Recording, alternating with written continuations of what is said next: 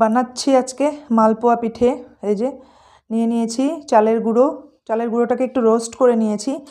যাদের পিঠে খেলে মানে অ্যাসিডিটি হয়ে যায়, তাদের এই চালটা রোস্ট করে নিলে অ্যাসিডিটিটা হবে না। এটাতে দিয়ে দিব অল্প পরিমাণ ময়দা, দিয়ে দিব আটা।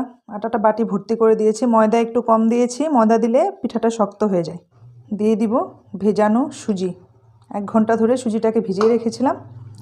আর দিয়ে দিব গুড়, দিয়ে দিব সামান্য লবণ, দিয়ে এটাকে ভালো করে মিক্সড করে নিব। চিনি দেইনি, তাই গুড় দিয়ে বানাচ্ছি। দেখতে এতটা সুন্দর হয় না, কিন্তু তাও কোনো ক্ষতি নেই।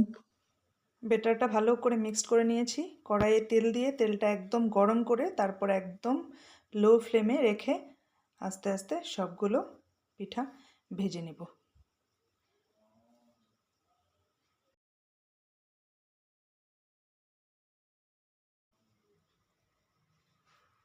হয়ে গেল সবগুলো রেডি।